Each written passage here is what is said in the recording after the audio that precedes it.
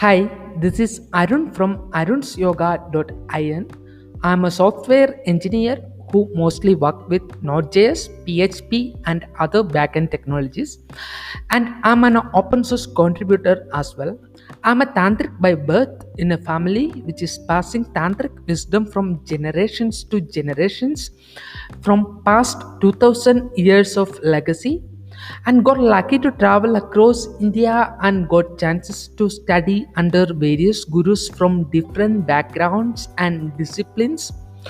You could connect with me in arunsyoga.in. Here I'm helping you to design a divine lifestyle which is based on Vedic astrology, tantra and other yogic system of understanding.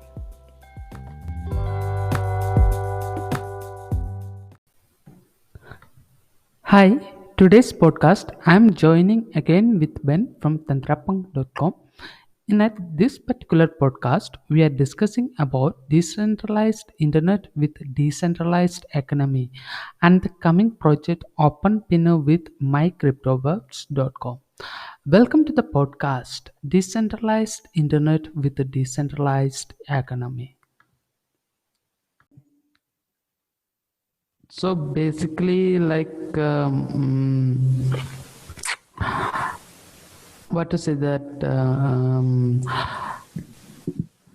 I see the thing is what I'm trying to build is the IPFS node where it could be get incentivized for the creators or the people who are hosting this IPFS node in such a way that whoever is hosting their particular content into that particular node in a basically, the Filecoin is trying to give that incentivize that proof of space with some kind of Filecoin kind of thing. So here, what I'm trying to do is where I'm actually seeing where Cardano's smart contract, which is having very good secure, and the Charles Hoskinson. Basically, I would like to say that these two peoples are into a war, this Charles Hoskinson and the Vetaik is actually basically into a war. Like this guy is build one smart contract. I mean, sorry, blockchain, which actually people can host stuff into that, and it will actually give some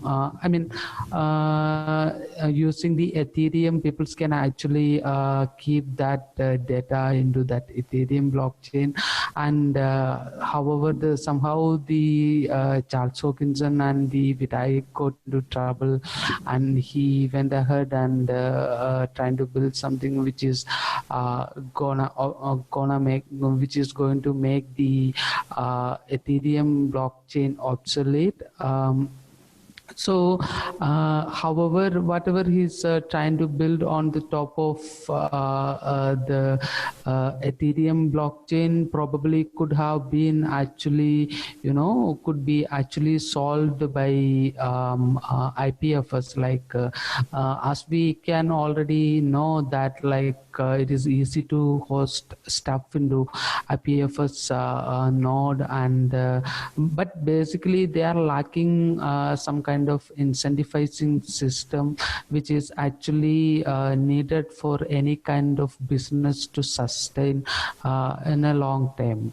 Like in that sense, I'm trying to I can see there is a gap which is actually people who is willing to host this IPFS node into their own infrastructure, whether it could be a Raspberry Pi or it could be a robust computer or whatever. But there is, if they want to scale that particular thing which is happening in their side, they need need some kind of incentivization system to sustain this particular model of business. So I'm trying to put a kind of a mining thing which could actually mine the user, or they will be paying the usage of the internet in using some kind of smart contract or something like that. And whoever is the stakeholders on this particular network will be get get a stake of, or get a share of what is happening on this particular blockchain. So this is something which I'm trying to build with the this particular product which I'm trying to build. And it is basically like there will be a front end which is actually like a Node.js API with which is communicating with the React.js front end, and that thing which is actually helping to host the code into IPFS node, and the search which is been associated with this particular stuff, and basically serving the file to people whoever is on this particular network, and whoever want to watch this or whoever want to see the content which is actually uncensored, and which is actually supporting the distributed economy. I would like to say it's a distributed economy with a distributed internet. That is something which I'm trying to see, or trying to do actually, like yeah, in the security aspect there is something which is like there is a very good stuff is existing in the IOHK Foundation's blockchain, and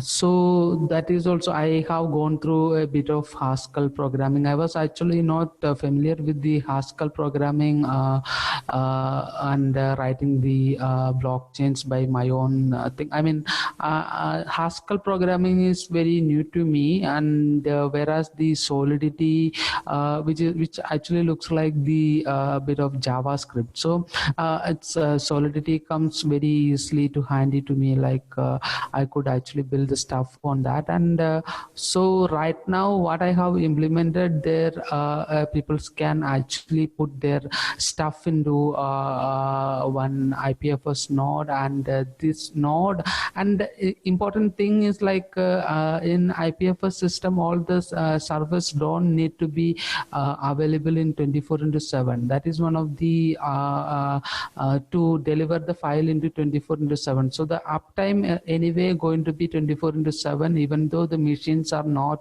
up 24/7. So somehow the mainnet is always up and living. So this is something which I can see in IPFS node. And if there is an incentivization system which will actually help people who are hosting this particular server or the particular node into their own infrastructure, so that could be something really great. So this is something I'm trying to build. So yeah. So how do you see about this? What is that? Well, I'm in love with everything that you said, and I followed everything you said. And so if the intention of this recording that we're doing is that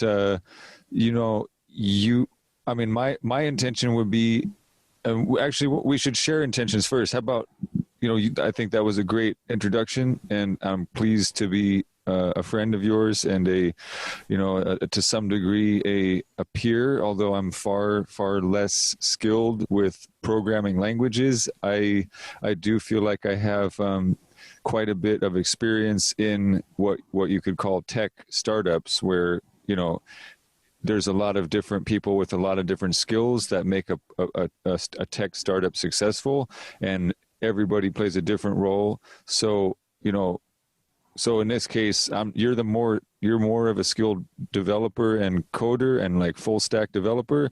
And for me, for anyone listening, I would consider myself a web designer, meaning the designer of a home or designer of a garden, they may not do all of the technical work. They may just subcontract or partner with, or refer out, or what. There's various ways that a designer would understanding the component pieces help, let's say, a client solve a problem, let's say, for what we're talking about, distributed incentivized file storage, resilient, I'm going to call it data resilience, for my own purposes. But yeah, we're have different skills, we have different passions, different backgrounds with different tools, and but we see a need to solve a problem, and we see a potential to create value and revenue and create sustainable,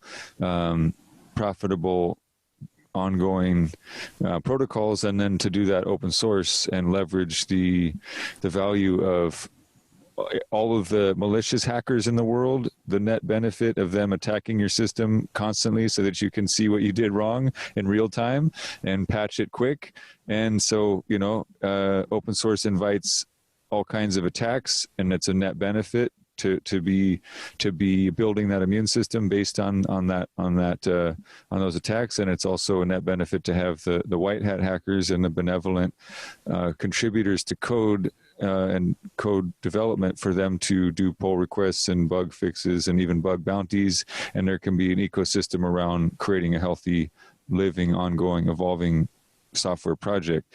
So that's I just put that background out there, because whoever does listen to this, if this is not something that they're passionate about already, I think it's important to learn about it and to become passionate about it. Because if you don't become passionate about what Arun's talking about, what I'm talking about, then you're basically at the mercy of what I'm calling the data industrial complex, and they don't always have your best interests in mind, as we might, we might observe from recent events with the internet and the gatekeepers of the internet. So, software eats the world. Software eats the banks. Software eats the music industry. Software eats the file storage industry.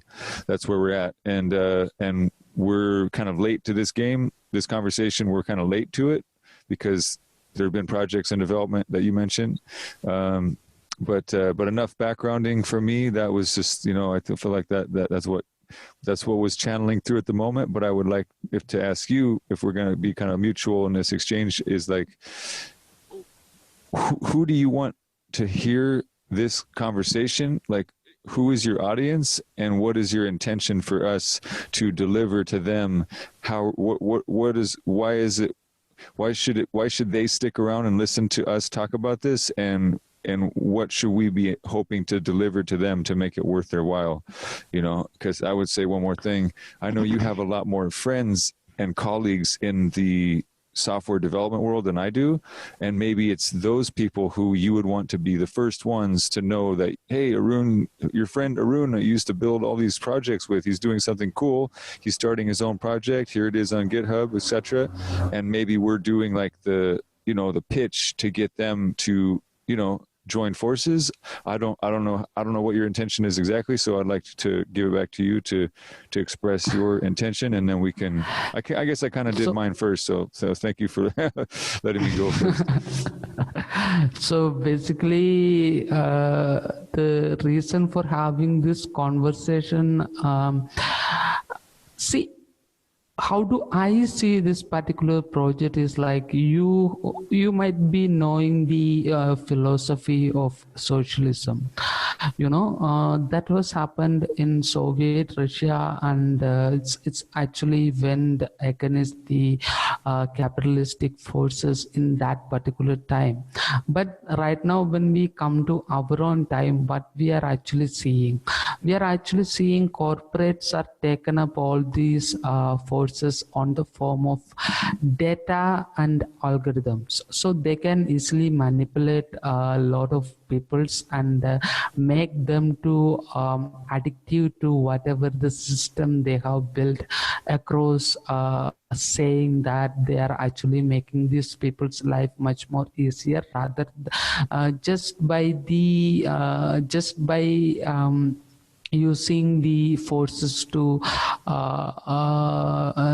keep this system more stronger, so what happens in IPFS and stuffs like that is like it's decentralization of these kind of data giants in people's hand. Like a person who is see, imagine that the peoples across the India is having one Raspberry Pi, and they are hosting this IPFS node or this incentivizing system across India or across the world or something like that. So the data is actually decentralized, so what happens over here is like there is not a single entity which is actually taking hold of all these kind of particular data, and these people who are having these kind of boxes are actually getting incentivized with the coins, like any form of crypto, so they can actually exchange that against anything which has a real value. So if we check into internet, the people who are actually using the kind of cryptocurrencies like a medium of investment or a medium of something like that, but it's actually designed in a purpose of serving to replace the money, so it's a this is my intention behind this particular project, decentralization of the particular internet, and decentralization of the economy in much broader way. In a way, you have helped me in beginning with helping me to understand a lot of technologies out there, which is actually using all these kind of technologies and how to secure and how unsecure it is and how secure it is and who and all is benefiting, how many people are actually sacrificing because of this and stuffs like that. So this kind of economy, this kind of decentralized internet with the decentralized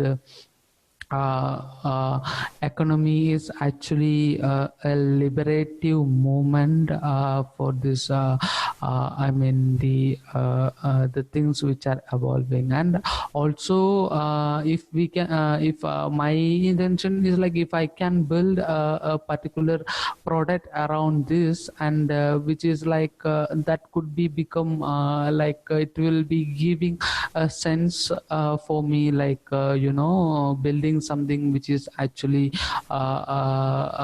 useful for people, and which will actually help many people out there, and that actually give a much more much more empowerment to people, those who are around, so these are my intention behind this particular stuff. Well, very well said, and I appreciate all that. And I agree with you 100%. And it's very important that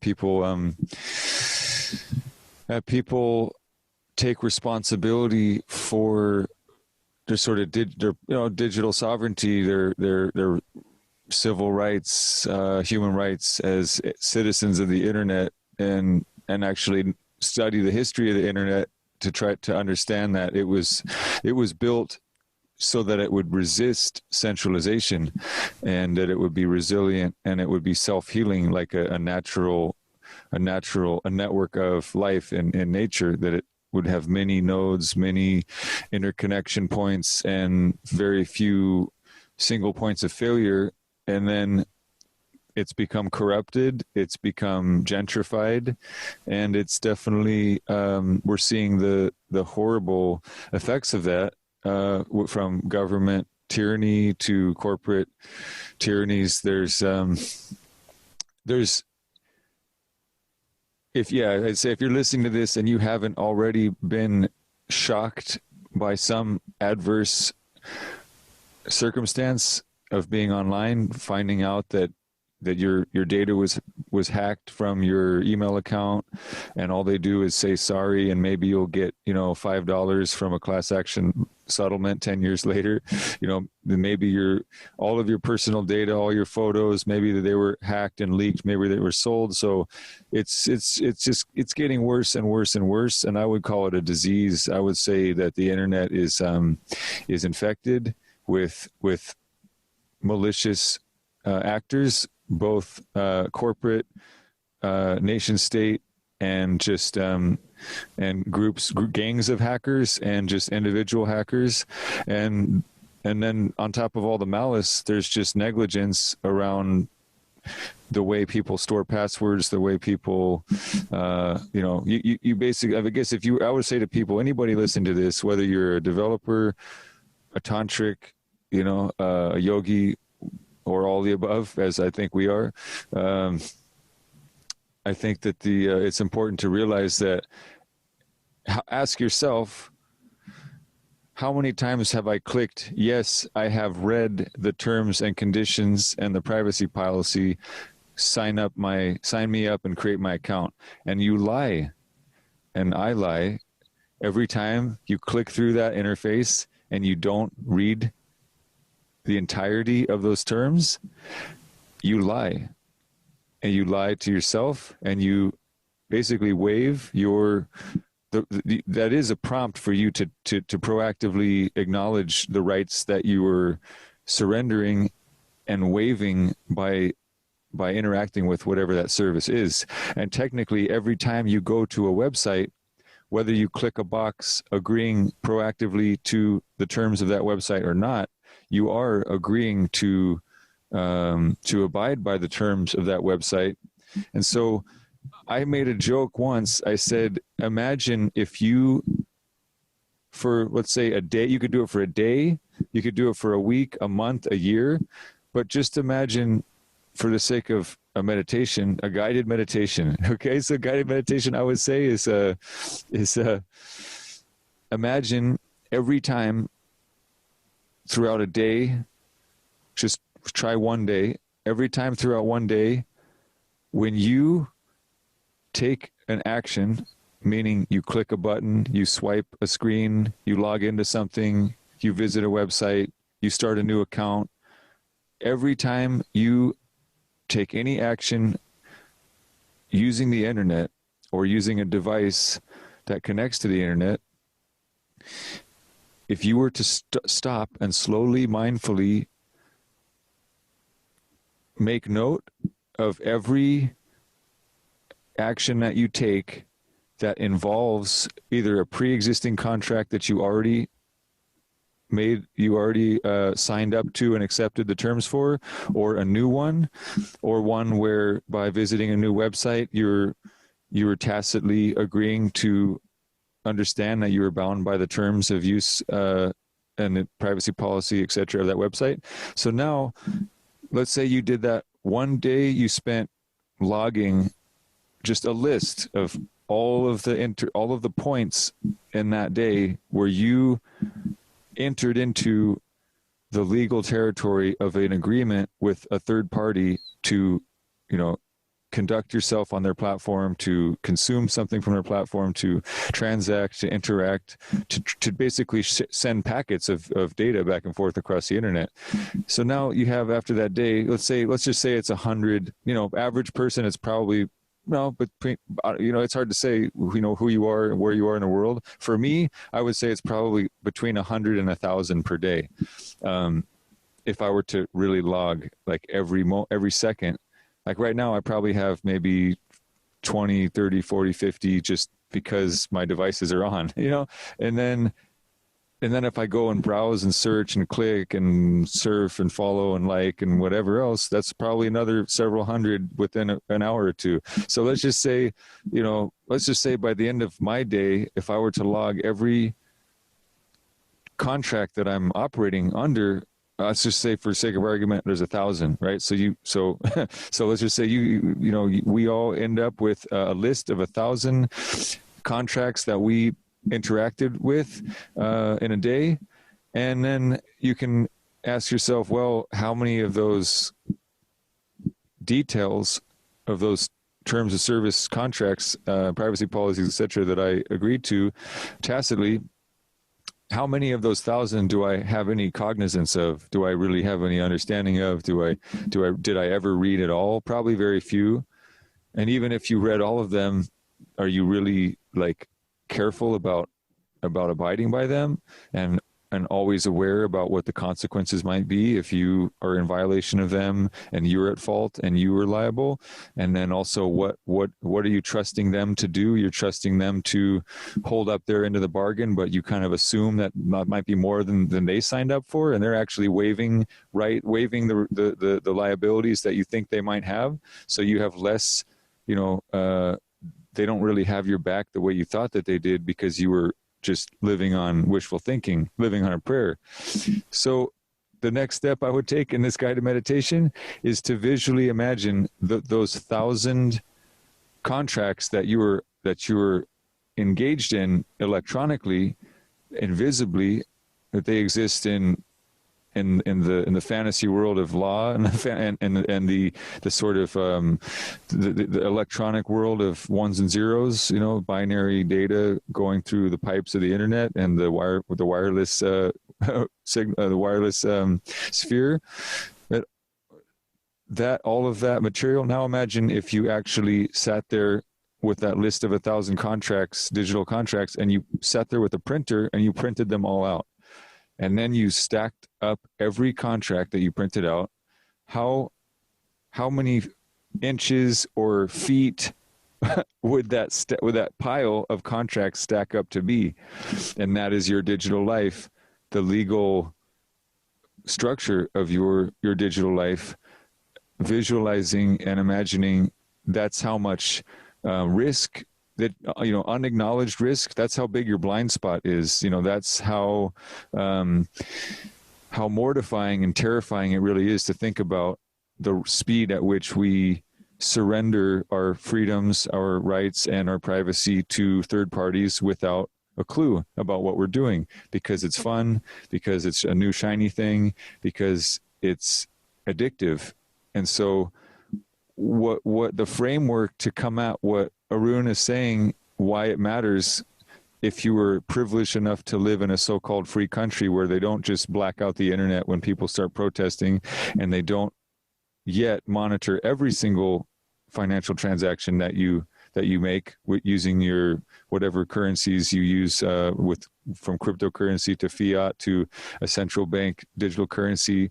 We're talking about surveillance and the recourse that you might have as a citizen of the internet. You and me and all of us who are happy to use these quote free services, the mantra is, if it's free, you're the product. And so what does that mean?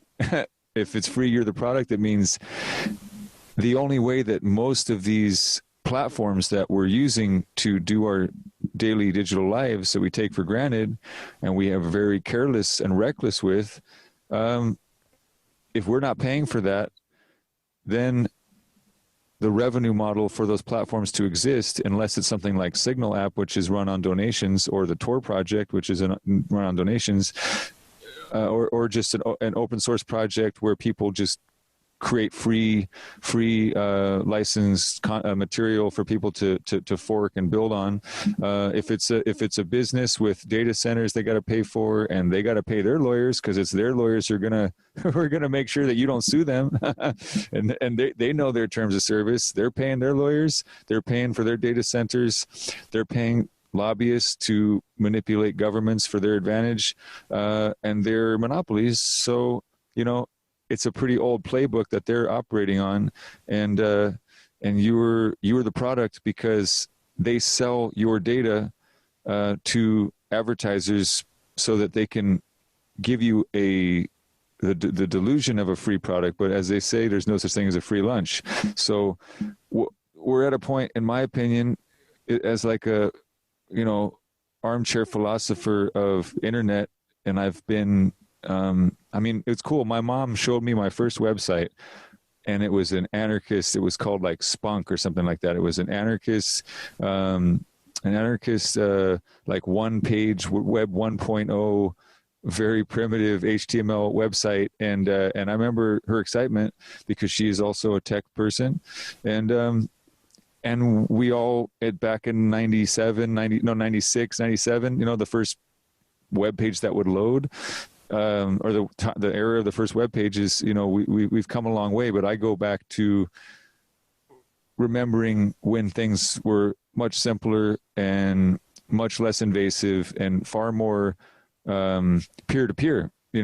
Anybody could post a website, a web page. I mean, back then it wasn't even, you called it a web page. Hey, do you have a home page? Yeah, here's my home page. It's like you scroll down for a mile and there's twinkly GIFs in the background and, funny fonts. And like, it's just a total aesthetic atrocity. There's no functionality. There's no embedded scripts. There's no trackers. There's none of that stuff. Barely even search engines at that time.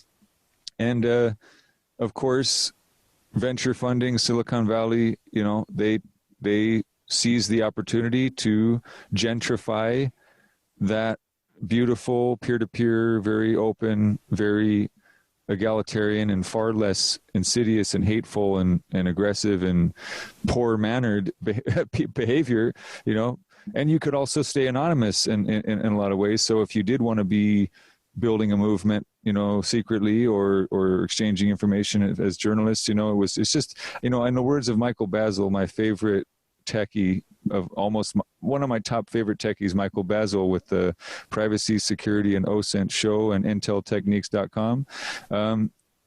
He's one of the most advanced private investigators on the planet, and he's worshipped as such. And I love his work, and I learn a lot from him. And he says, when he said, he's like, I don't use a lot of these platforms, the social media stuff anymore. He's like, you know what? The internet's not fun anymore. And that fucking broke my heart.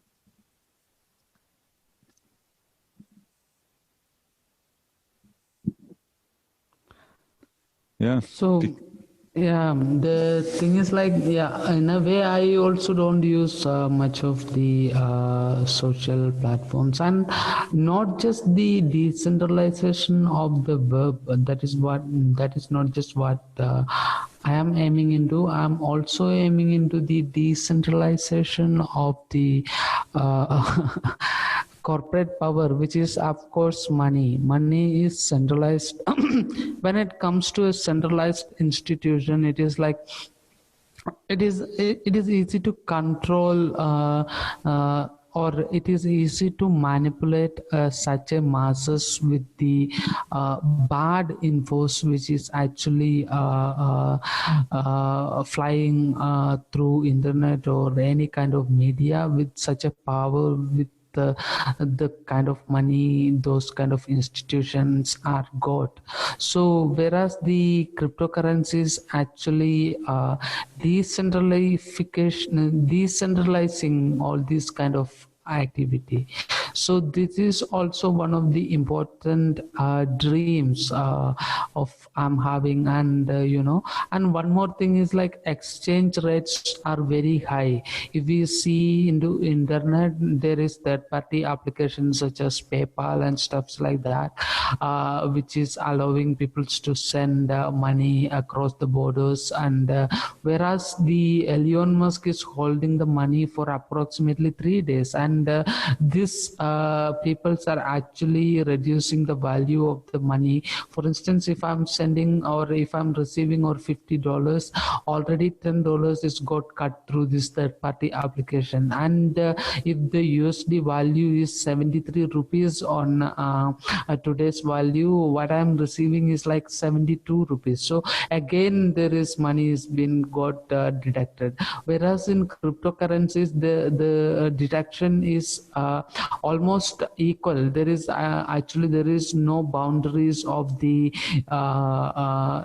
boundaries are not existing. Like it can be sent across from one wallet to another, and more people are getting used to this kind of technology. And when it is coming to more and more people to use this kind of technology, the borders will disappear, and it is like a small planet where we we all a single family can, a world government can be executed, and it can be developed across the borders, and those kind of things is only possible through crypto environment, where the other values like gold and all, there people are actually seeing into less value, and there is a lot of people that died for gold and stuffs like that. So whereas for instance, in peoples are actually enslaving peoples in Africa, kind of countries like Africa and all, to mine gold and sort of stuffs like that over there, just to extract the gold, that is just the metal from the earth, in order to get a value on the money and get a hold of that. But the cryptos are actually can break these borders and can be used, and I was watching one or two videos of Charles Hawkinson. Here he is actually saying about that. It is like he correctly identified the cryptos is not just the way of the darknet people there. People are selling, buying and selling the stuffs and things like that. It's not just the way. It's not a medium for investment. Also, it's actual currency that could be sent across the borders without the problems of the exchange rate or whatever is prohibiting people from sending this transaction possible across the borders. So this kind of thing, like decentralized internet with a decentralized economy, is what these kind of technologies can actually bring forth, and this kind of platform can actually come up with. Yes, thank you for elaborating on those topics. Again, I agree 100% with what you're saying, and I'm glad that you brought up my favorite my captain, Charles Hoskinson. He's my favorite man in crypto and technology, and certainly my favorite mathematician alive. And I've spent quite a bit of my life, and it has not been a sacrifice. It's been actually a huge privilege, a huge honor to be a fan of Charles Hoskinson, going back myself to December 2017, and the classic Cardano. Basically, it's the what they call it is the Charles Hoskinson whiteboard video that describes the need for a third generation blockchain technology. And so we're in the middle of that tournament of Gen 3 blockchain projects, and I have positions in cryptocurrency holdings, speculative investment positions in a number of third generation or Gen 3 blockchain technologies, but the one that has won my heart is Cardano, for really what I consider it. I would call it, it's the humanitarian coin, and it's not the only one, but to me, out of the alternatives to it, I feel like Bitcoin has been gentrified, and Ethereum not as bad, but I feel like when I say gentrified, that's really a repulsive phenomenon, and in my life story as an activist, environmental activist, and a human rights activist. I don't want to say social justice because people have kind of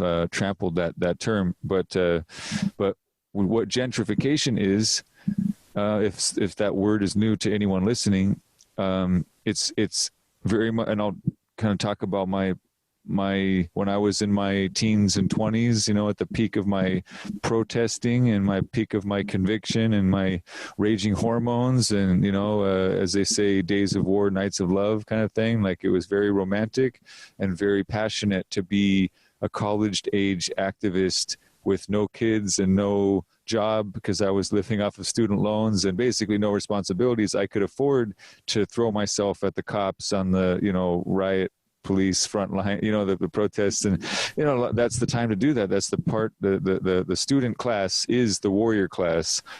You're either a student warrior fighting for, whatever cause you believe in, or you're conscripted, or you join the military and your warrior energy gets consumed by whatever your leader of your nation wants to deploy you to do. Could be for better or worse. So the warrior energy of a population is always in the college-aged people because they have the most freedom, flexibility, passion, dopamine, testosterone.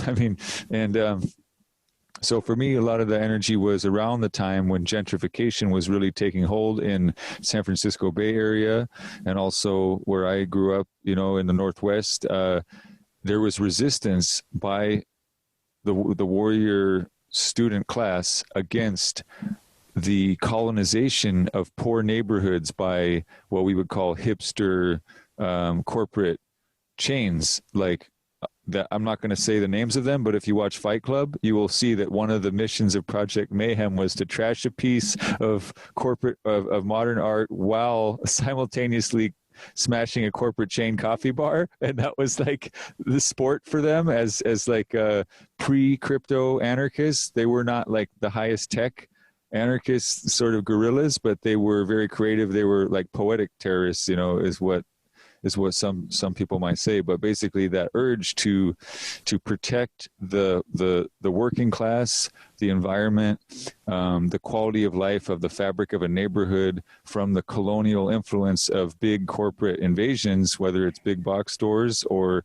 chain coffee shops or SUVs, sport utility vehicles. That was kind of like the menace that was coming in and ruining the fun, ruining the freedom, ruining the culture and the spirit of the local communities. And they had bags of money, real estate speculators, and they would come in and they would take old houses and they would flip them. And I even remember when I was working class at that time, it felt very awkward to me to have to take a job where like I wasn't flipping them because I was poor, but so like they're hiring the poor people to dig their own fucking graves. And I was one of them. I was paid as a poor person living in a poor area to fix up houses that were then going to sell at a higher value to price out the people living in the neighborhood. And then they can use all kinds of dirty tricks and tactics to basically push people out of their own neighborhoods, and grandparents and people who own their homes, like just getting squeezed out. So that gentrification process is something that my most passionate, fiery warrior energy was used at that time to fight against that. And I won't say I did anything illegal in that movement, but I will say that I did cheerlead some people who did some illegal things, and that's not a big mystery. But I will say that and that's before Occupy Wall Street, but then Occupy Wall Street was also something that I was not as involved with, given different, that was like the next generation of college warrior energy, you could say. And that was 10 years, ish after my cycle of that. So I was like, I was applying my warrior energy in more refined or more sublime ways than just like, okay, I'm going to drop everything and camp on a lawn. That's cool. I would have done it all out 10 years earlier, but then, your life shifts and I did support the movement. But basically the reason I say that is because what's happening with Bitcoin right now, and it has been for a while now, and it's become slowly more and more acceptable to bow down to these forces of gentrification. They are making it so that the peer-to-peer electronic cash casual payments over the internet with negligible transaction fees and a one CPU, one vote, anybody can mine with their laptop ethos of the Satoshi white paper, that's all been hijacked. And now the transaction fees are too high to use. It's impossible to get into the mining game. It has been co-opted. It has been gentrified. And does that mean I don't own any? No. Does that mean I don't believe in the spirit of it and know that it's still the best money and still know that it's crypto anarchist at its heart? I'm still a believer. I'm not bashing Bitcoin itself. Bitcoin is just a tool, but the way that it has been manipulated and financialized, it's, to me, less attractive than something that I believe is ungentrifiable. And that's what I'm going to call ADA and Cardano for the rest of my life, if it continues to be the humanitarian coin of my dreams, which is actually designed for the people in a way that resists the encroachment of the gentrifying colonizers. And so that extends now. That to me, that's my, you know, investment thesis, my spiritual investment thesis in Charles Hoskinson, IOHK, the Cardano Foundation, Emergo, the Rick and Philippe from the Cardano Effect podcast, Big Pay from the Bloom Stake Pool, Peyton. These are the people in Cardano, and all of the people that show up on the IOHK monthly product updates. All of the people that I am aware of there. That's still just, you know, those are to me my heroes. That's my home team. Like, that is the people who I want to succeed the most, and who I can attribute my current wealth to, is the hard work of those people and the vision and the dream that they have. So that is my encouragement, not investment advice. My encouragement to, if you're listening to this, spend time understanding the history of Bitcoin, the history of Ethereum, which I haven't said much about, but I'm also, you know, I love Ethereum. I love Bitcoin. I love Ethereum more. I love Ethereum. I love Cardano more. So I love Cardano the most, and that's reflected in my portfolio, and it's reflected in my my path of development. Like, I did some smart contract development on Ethereum, and it was important for me to have that learning experience. But I do not believe that Ethereum. I believe Ethereum has been hijacked by what we call degenerate gamblers, and it's what decentralized finance is, you know, off the charts, but it's also being seized upon by degenerate gamblers, so they call it degen-fi. And there's nothing stopping really any force of evil and corruption from, like, trying to co-opt and gentrify the Cardano network. But I do believe that by design, the game theoretics of its white paper, its roadmap, the things that I'm looking at, I believe that it has a better chance of, mostly through on-chain governance and through a incentivization model that will keep people cohesive. And that is what I think Charles has the most to teach us about, is like governance and sort of what you might call minarchism or direct democracy. You don't solve these problems overnight just because you figure out how to run with scissors and build fast and break things. Is that what the mantra is? Zuckerberg says the mantra is move fast and break things, or build fast. So, like, playing with fire, running with scissors, spending other people's money, like exploiting and abusing people, like deplatforming people, like, that's okay? No. Charles has set out to address most of the problems that we're seeing in most of these sectors. And so, just, I say nothing else. I'm not saying buy ADA. I'm saying subscribe to Charles Hoskinson's YouTube channel, and you know, go along for the ride as much as you can. That is from the heart my best advice to anybody in crypto right now. And it's cringy. It's cringy. I don't tell people, yeah, Bitcoin, Satoshi, yeah, the people peer to peer, yeah, it's gentrified. It's getting worse. It's unusable. It hurts people. And I am sick of the way that it's been abused. I love Dave Kleeman. I will say I love Dave Kleeman, if that means anything for anybody. But I don't want to rag on that. And again, I still hold it. I still believe in it. Maybe the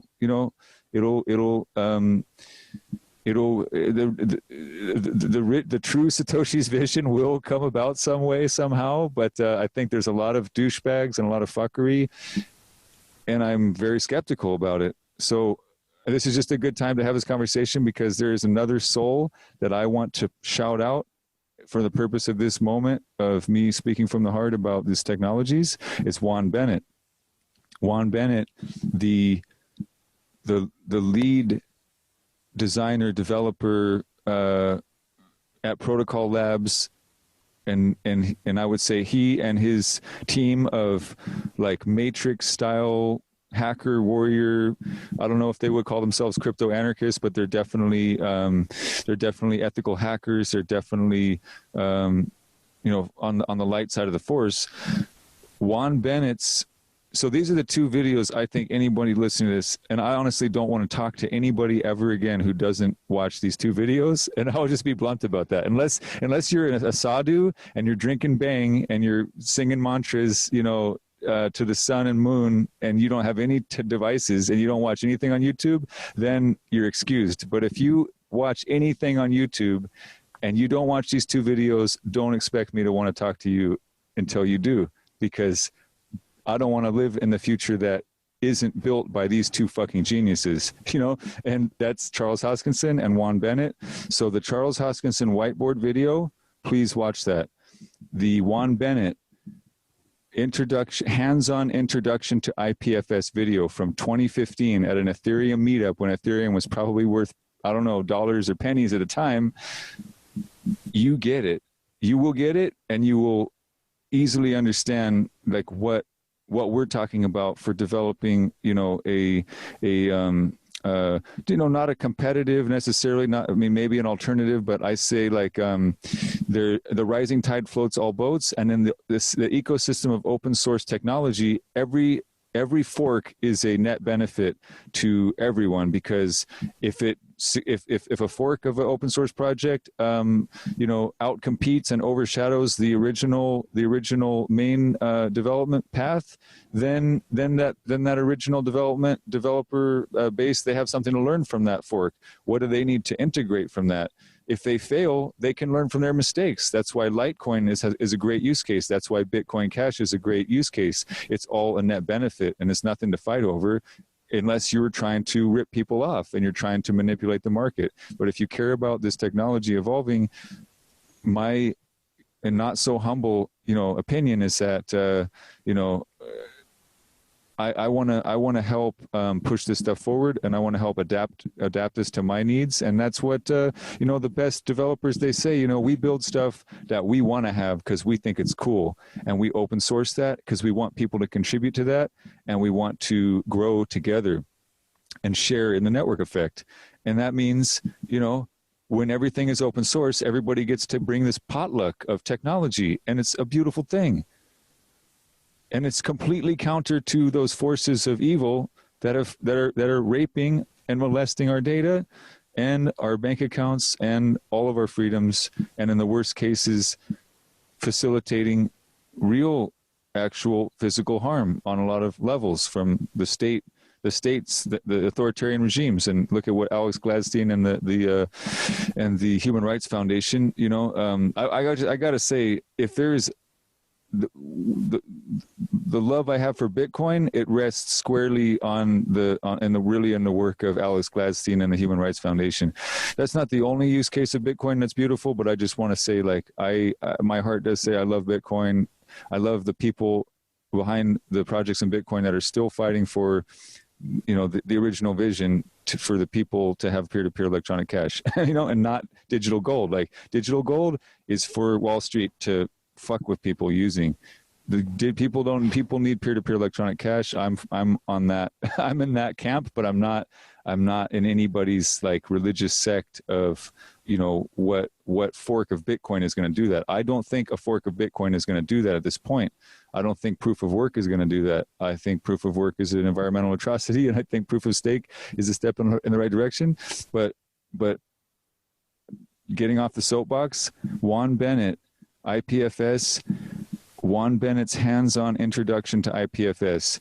You could watch about half of it before it turns into an actual demo of like command line, interface stuff, which probably will turn most people off unless they really want to learn that or already know that.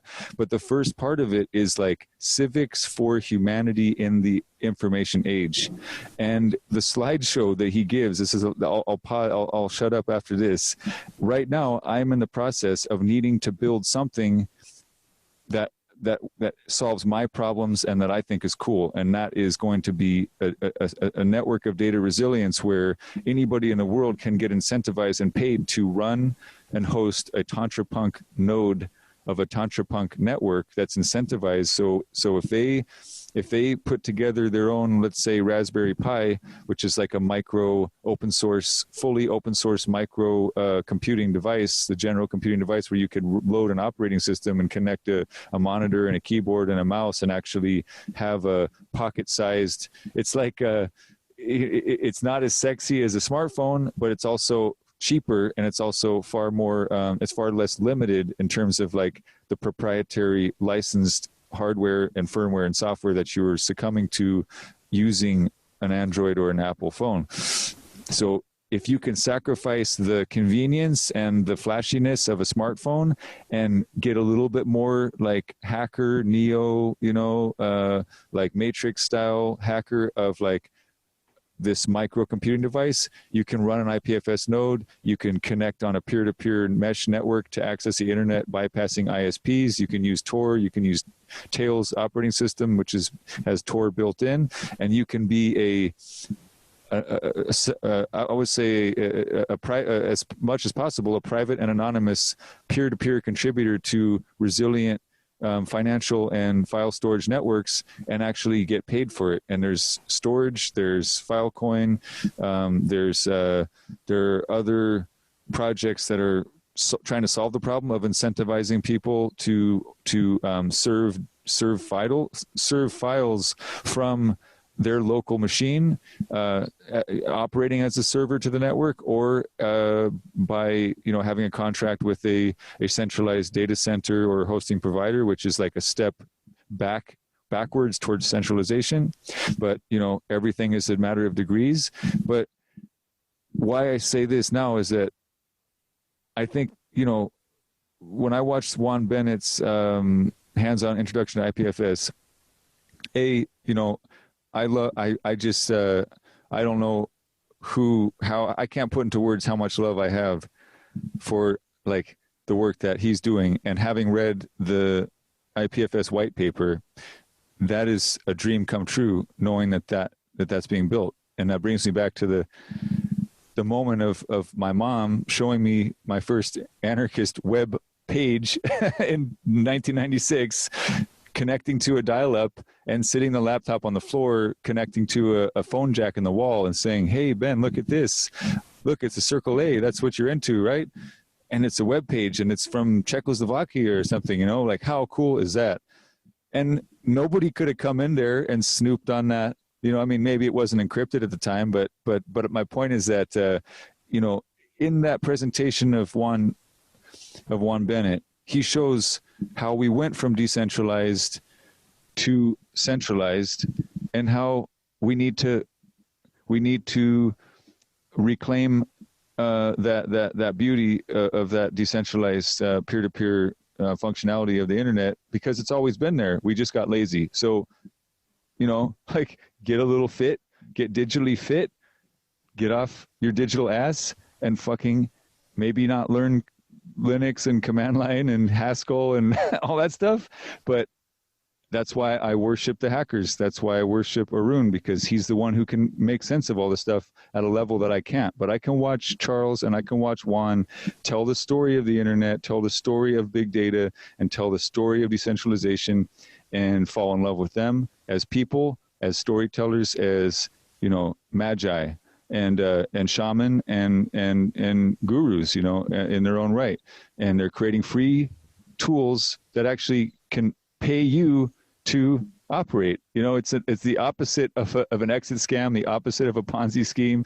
You can earn by participating, and that's just super a flipping of the script. But the thing I wanted to, the vision I wanted to leave, in my words with here, is that I just released a book. I want the book to operate as an open source, crowdsourced editing project where there's incentivization, like a bug bounty for people to help me edit that manuscript, and treat it like it's an open source project where people can contribute art, they can contribute videos if they want, they can contribute commentary, they can, ask me to add or, refine or change a section, and it can be a living, organic sort of open source crowdsourced project, and people can actually get paid not only to participate in the editing process, but also get paid to host the current version of basically what would be considered like a Bitcoin node or a IPFS node, or running the client. Like this is something that will eventually evolve as like a Tantra Punk, videos, podcasts, books, etc. All my digital content can be put on a Raspberry Pi, and it can be all served as a node on the IPFS network, and then that uptime of the serving of those files to the IPFS network, my wealth through Cardano and other investments, as they mature, will be used to pay people and incentivizing them for their uptime of the network. And therefore, I don't have to be deplatformed, and I go from platform to protocol, and that is the other mantra. But so with Juan Bennett's presentation from 6 years ago, he has the funniest, most elegant, like just totally fell in love with this moment where he's talking about book burning. And I think that was the most poignant and quintessential historical reference he could make to why we need IPFS and why we need decentralized peer-to-peer resilient data storage networks. Is that he had this slide of like 4 or 5 different photographs of book burning parties, religious fervor, fanaticism, political, ideological fanaticism, right? Burning books. And so, his analogy, if I'm paraphrasing correctly, he's like, well, what the internet can do, what file sharing and replication and whatnot can do, is that basically it's similar to like, well, if you own a printing press, then you can constantly be, fighting, and they can burn as many books, they can knock themselves out burning books, but you can always continue to print more with your printing press, and that is basically the war. So like he has a slide where there's like a bunch of fires, like a bunch of cartoon fires and a printing press and a bunch of cartoon books, and then it goes from like, how the books can basically, he shows you how the books can kind of like grow back, and it continue to replace the burnt book. So they can only, they can't keep up with us if we do this right, and that's what this is all about. So fuck you to the book gentrifying book burners, and like. And deep bows to the hacker, folks who are helping us have these digital printing presses that can prevent, the extinction of our work, So that's my soapbox. So basically the thing is like the decentralization of the internet, also the decentralization of the economy. This is the 2 things which I'm aiming into, and that is something which I'm trying to build into. So yeah, so I think we are clear about this now. So where do we go from here? That's all I want to talk. Yeah. How about I'll ask you, because I know I talked for a while, but I'd like to, if you want to go a little longer, I'd like to have you, balance out. And can I ask you some questions then to give people? So maybe you're listening to this, you got this far, and you're like, okay, well, what do I do now? Well, I said watch those 2 videos. That's the start, right? You watch those 2 videos, and then we can talk. But and then you might change the way you interact with all those contracts that you're in. But I would like to ask you, if you have some more time now, I don't even know that I know this yet. So this is for my benefit as much as for the listener. I would love to have you share your personal narrative of how you became a developer. How I become a developer. So basically, I wrote some code. Computer started to act on the way which I asked it to do. Exactly, it will do whatever I am telling it to do. Then I started to like what I am writing. Yeah, then I fall. I mean, I somehow I managed to be more okay with the computer rather than that of the people. So that is the reason why I become a developer. Yeah, then I want to do something better with the technology, because I knew that the technology is something which is actually connect people together. And I read a lot of books into this. I spend most of my time into reading about the internet and other stuffs, and spirituality, and yeah, this is the two things which I got interested into. Then economy also, like I need a balance of all those things, and the studying about the philosophies and other stuffs like that. Then I understood all these three things are connecting, because philosophically, I mean, human beings are needed to be free. That is what they are actually seeking in deep down, everybody. So how do it's possible? It's not like it's not just like possible in just into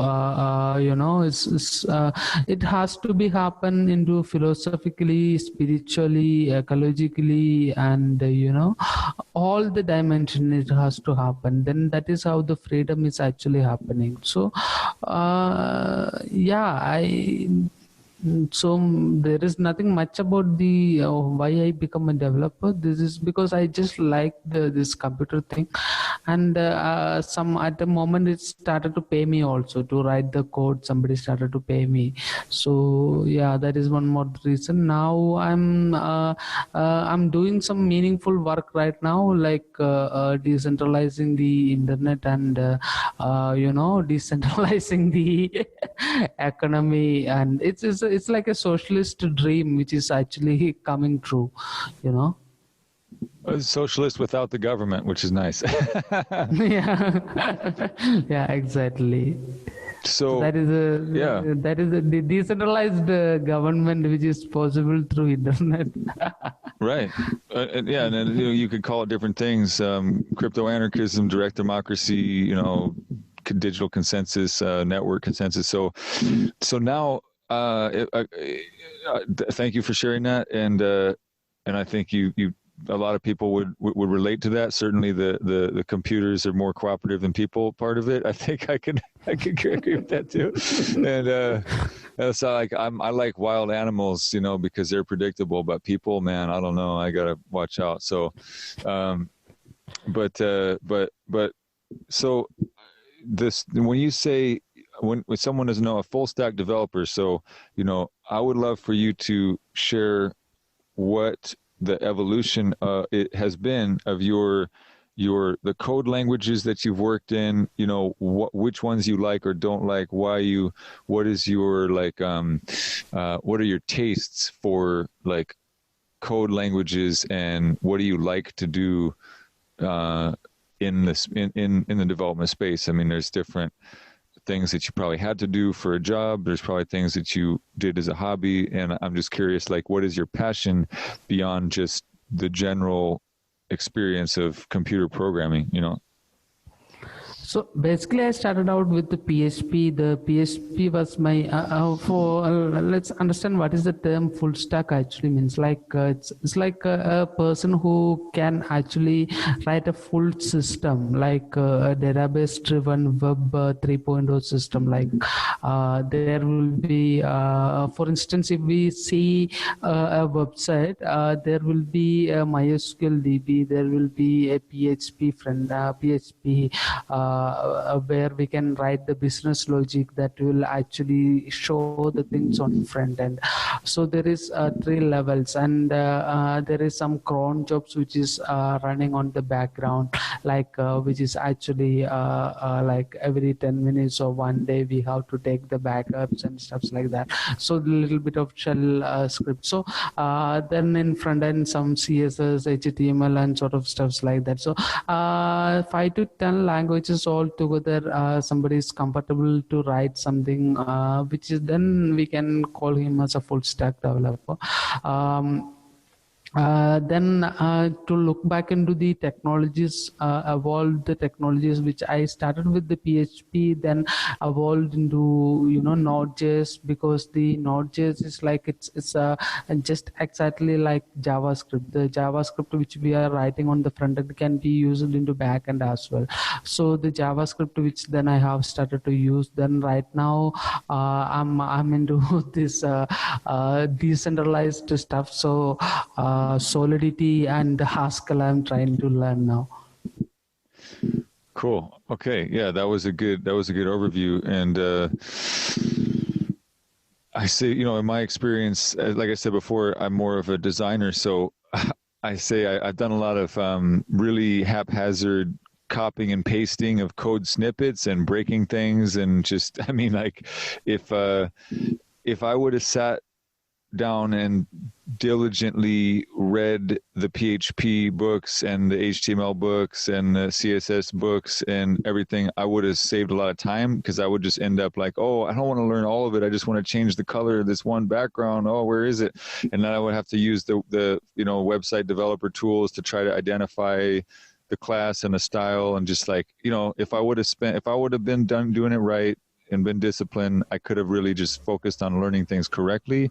But I just didn't have the mind for it. I don't type fast enough. I'm very like not really like proficient at it, and I don't know if I will get caught up to that speed. So again, that's why I value people like you. So you did it right, and you've done it right, and you're still doing it right to where you have a mastery in that area, and you enjoy it. Like I personally, I'm more of a right brain kind of art, visual, audio. Like I think I don't want to say creative, because I think that's really insulting to say, oh, the creative department, and then like the dev department. I'm like, no, everybody's creative. Everybody's contributing. It's a symphony.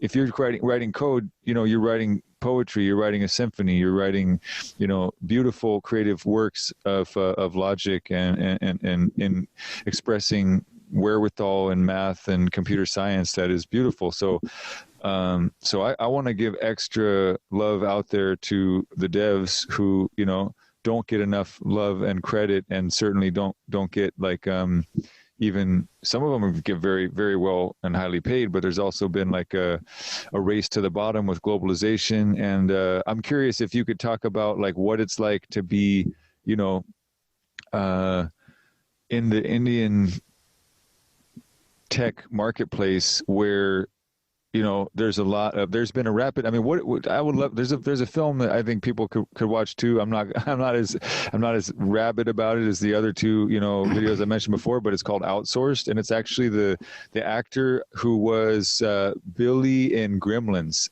was the actor. So if you love Gremlins and you wonder what happened to Billy, you can see him in a movie called Outsourced, where he's a corporate. He was basically like me, in the like post.com era, like bubble, but basically like the early tech, basically the digital globalization outsourcing era. And I was right in the middle of that too. So when I saw that film, it was like the story of my life too, pretty much. But he goes to India. Basically, he loses his own job, and they say, we're outsourcing this tech.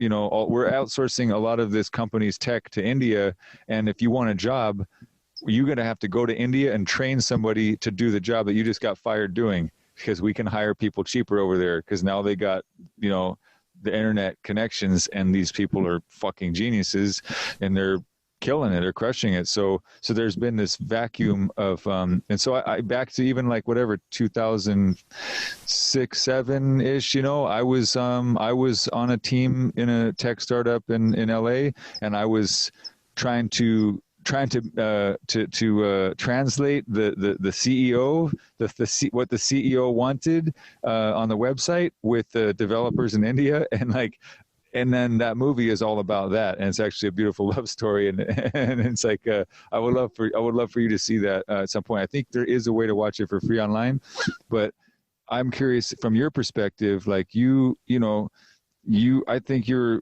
don't know your exact age, but I think you probably remember a time where there was at least less infiltration of like westernized or like, and I should say, well, Silicon Valley is probably the right word, but basically, like, can you describe in your life history narrative what the transformation has been like with all of this digital globalization of outsourcing to the Indian developer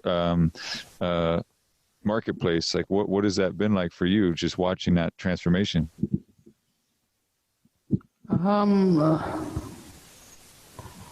How do I put it? Like,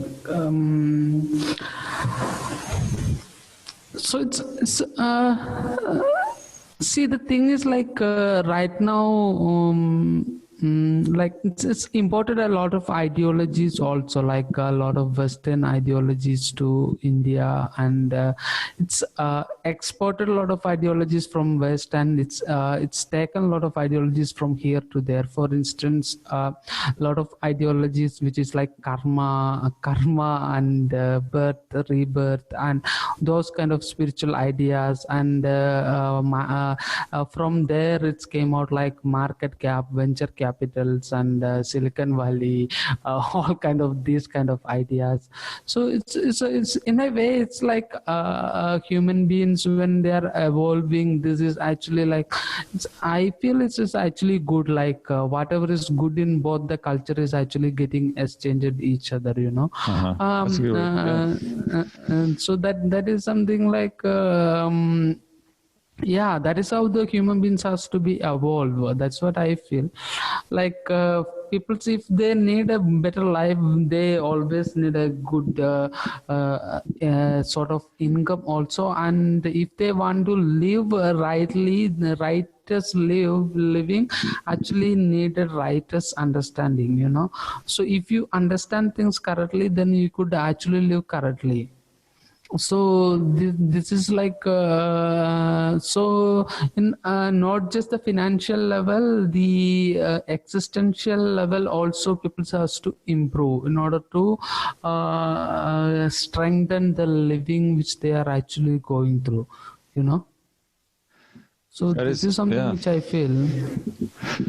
Well, I'm really glad you feel that way. It makes me feel better about contracting with you overseas. And I mean, like, because I have to wonder, God, am I just like part of the problem, gentrifying? Like, I'm talking about not gentrifying, and here I am gentrifying India by, fucking even do it. But you absolve me. You absolve me of a little bit of guilt there. But no, I think that's a beautiful perspective, and of course, we all hope that this technology gets more and more green, more and more sustainable, less and less toxic, less and less built on the backs of slaves. And maybe it's like, okay, fine, if we have to have this technology and we have to have a cell phone, can we build them so that we agree, somehow to not just like make a new model every 5 seconds and filling the fucking landfills. You know what I mean? There's just too much waste to not be outraged by, people thinking it's out of sight, out of mind. You just don't have all of this technology without devastating social and environmental impacts. And I'm trained in that stuff. So I'm hoping also the ethics of the spiritual ethics, the ecological ethics from India will also continue to inform the hardware part of this whole industry. I mean, ideas are very sustainable, very infinite, very organic, but the machines that we're creating to implement them are not. So I hope that we some next generation of Satoshi helps us have like telepathic networks or some form of like water networks, or something where there's no mining and there's no toxic waste and like zero waste computing. Is that possible? I don't know. Someone hopefully will figure it out before it's too late. But hey, air quality is pretty bad in a lot of India, right? I mean, and in the UK and in the US. So I don't say that to be paternalistic, but like, do you, I guess I could ask you a question. When I was, I guess I should say I've always been, gravitating towards green technology and even using internet technology for environmental work, for environmental projects. And so is it appropriate for you to talk about EduLadder? You want to talk about what that is and what you built there and how, it's like at least empowering people so that they can grow their tools. And I just think of like how you can use technology to serve and to do your dharma. You know what I mean? So what's your tech dharma, Arun? What's my tech dharma? And maybe just start with EduLadder. So what's happened is like there I have built a platform where people can question answer each other. They can ask question and answer. Something like Stack Overflow, stuffs like that. Yeah, that. It's done a very pretty job. It's connected a lot of peoples across the globe. I mean, across India also. In a way, it's made me to understand the educational ideologies which is been actually floating around in India, that is actually taken from the British ideology of enslaving their colonized countries. So that is what actually happening into this kind of mostly in the education system which is happening in India. And I got chances to study with the various gurus actually. So there was a kind of education system which was actually existing in India, which is like helping people to understand their own Swadharma and making that to and using that to live their life accordingly. So like understanding on self and what we call it as like enlightenment or realization or something like that. So with that knowledge you can actually live the life the way you want to. Like even though there will be a lot of karmas will happen and you may not be you will not be attached to the result of the karma. So the karma creates the destiny and karma creates the problem.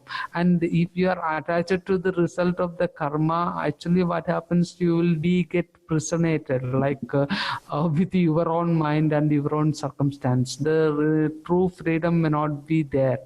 So the real education system is actually focusing on that kind of thing which was actually existing in India, that is based on the Swadharma kind of thing, and that cannot be taught by everybody until at last that person is actually so much of experienced in life and a lot of stuff like that. But the most of the Indian education system is actually is the product of the enslavification of the whatever the Britain has left behind, and that is getting cleared up now because of the technology and stuffs like that. People are understanding there is much better things rather than that of just on this kind of pedagogical approach on education and stuff like that. So yeah, that was my understanding over there. Right. Yeah, that's very well put. I appreciate that, and I think it is important that we all remember to acknowledge the brutality of the British colonization of India, and it's something that I intend to spend more time studying and appreciating. And I will say, at the very least, yeah, that's a good. I mean, for me, at the very least, thanks to the geeks, the open source software developers, the tech entrepreneurs, it's possible to fight back with information and fight back with peace and love and tools and have bloodless revolutions. That's the beauty of crypto. That's the beauty of open source. And I would say that that whatever religious and imperialist colonizers intended for, the outcome of India, they certainly did not expect or intend there to be what I call the cult of Mayarati, which we will not discuss now, but I will leave that as a cliffhanger and say that, like, the cult of Mayarati is a beautiful strike back against the forces of sex negativity and repression, sexual repression, and violence against the goddesses and the Shakti of the traditions of Hindu Tantra.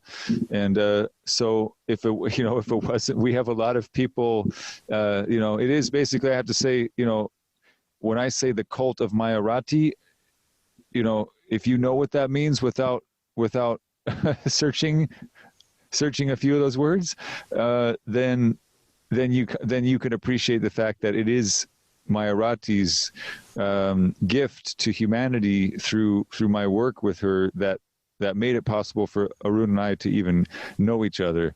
So on that note, we could end with the bow down to the goddesses, end with a bit of a prayer.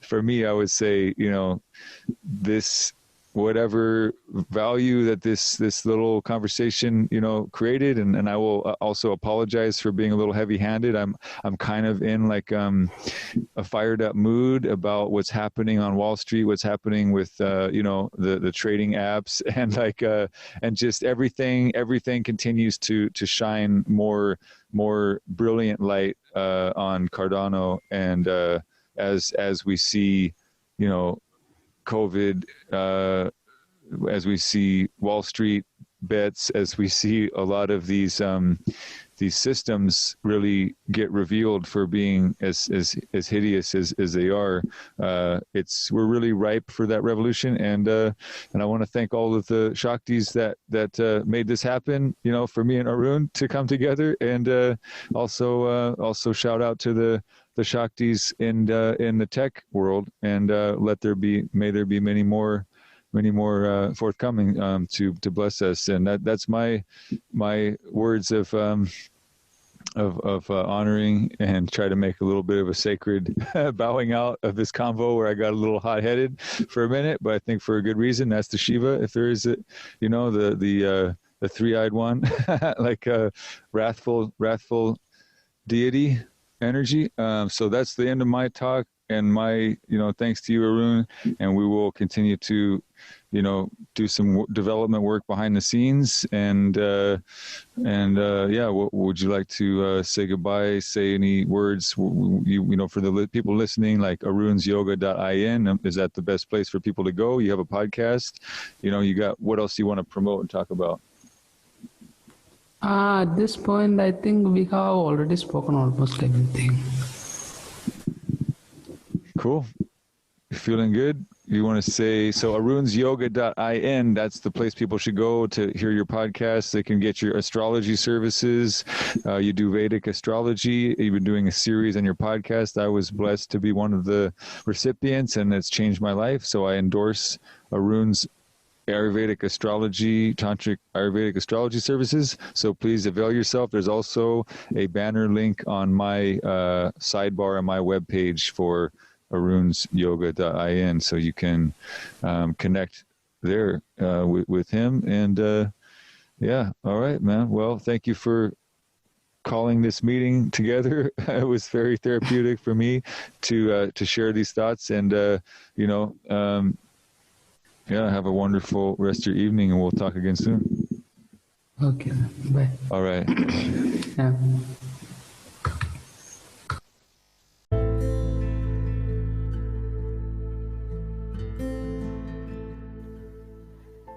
Thank you for listening to my podcast. You could connect with me in arunsyoga.in where you could see my contact details, including my phone number, my WhatsApp, and email ID. Stay tuned for more exciting episodes.